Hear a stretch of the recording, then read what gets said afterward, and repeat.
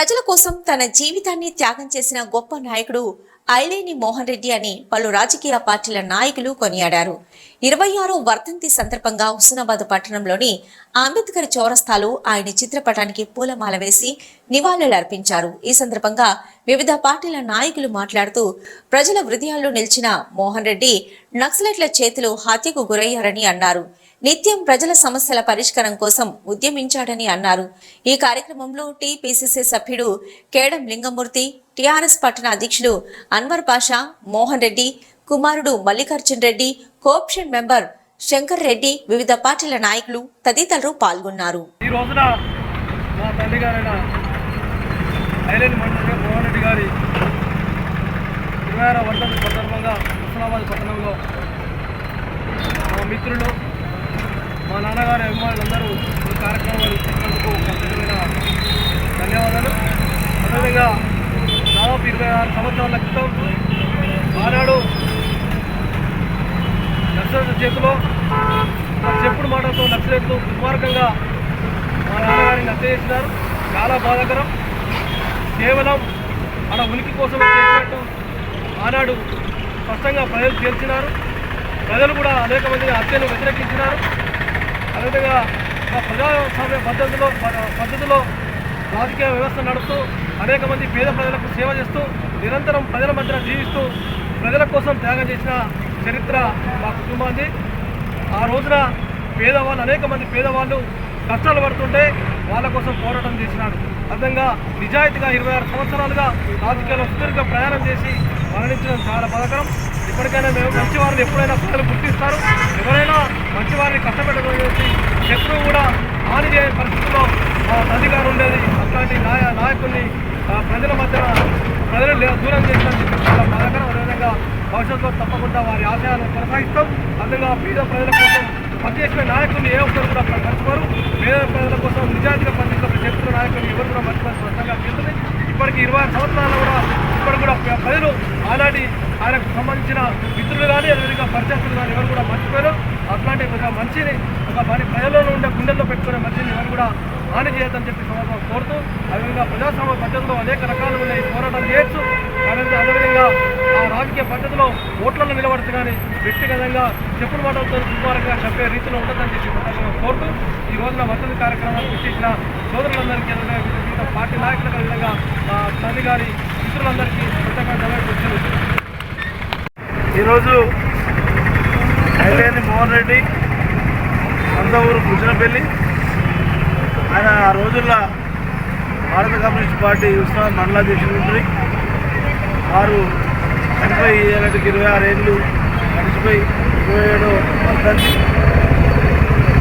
వారు ఏదైతే communist party సిద్ధాంతాన్ని నమ్ముకొని ఒక కార్యదర్శి స్థాయికి వచ్చి అప్పుడున్న కమ్యూనిస్ట్ నాయకులు చాడ వెంకట సాబు, చిన్నమల్ల గారికి అత్యంత సన్నిధుడిగా ఉండే.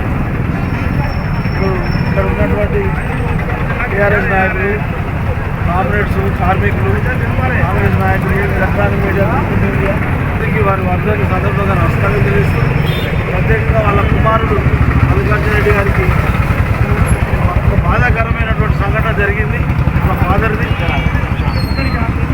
అప్పుడు నక్సలైట్లు నాకు తెలిసి నా పర్సనల్ ఒపీనియన్ ఒక మిస్గైడ్ వల్ల మోహన్ చంపేది కావచ్చు అని నేను అనుకుంటాను.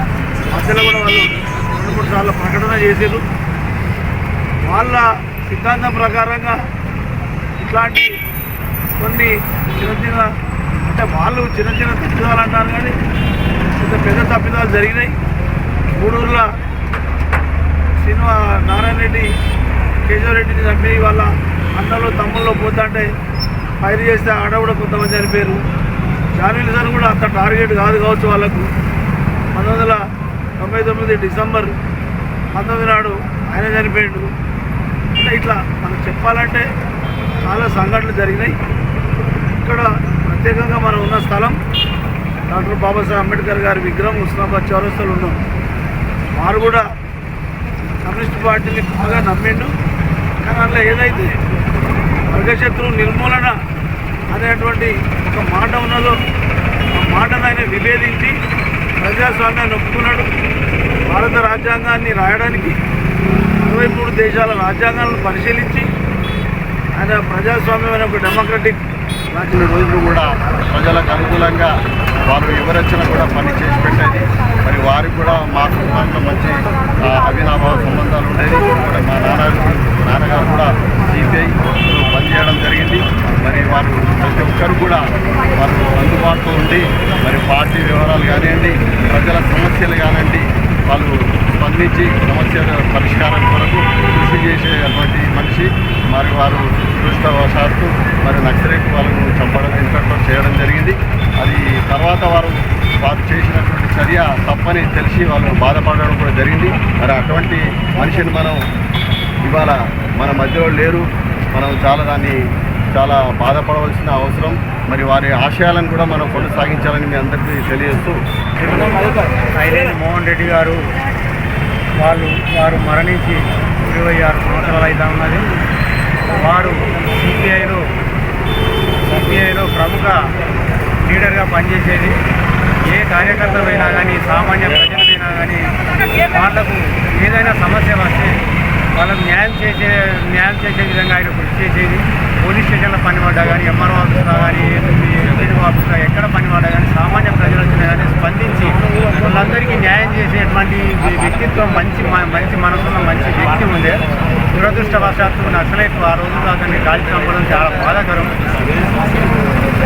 అట్లాంటి మంచి సిపిఐ కాంగ్రెస్ పార్టీకి మంచి వెన్నుదన్నుగా ఉన్నటువంటి మనిషి మోహన్ రెడ్డి గారు చనిపోవడం సిపిఐ పార్టీ లీడర్లు వారి యొక్క మంచి స్వభావాన్ని గుర్తు చేసుకుంటూ ఈరోజు వారి యొక్క సంస్మరణ దినోత్సవం జరపడం జరుగుతూ ఉంది. ఈరోజు మన ఐలేని మోహన్ రెడ్డి గారి వర్ధంతి 26వ వర్ధంతి సందర్భంగా అంబేద్కర్ చౌరస్తాలో మోహన్ రెడ్డి గారికి ఘన నివాళులు అర్పించడం తెలియజేస్తున్నాను. జోహార్ ఐలేని మోహన్ రెడ్డి గారు.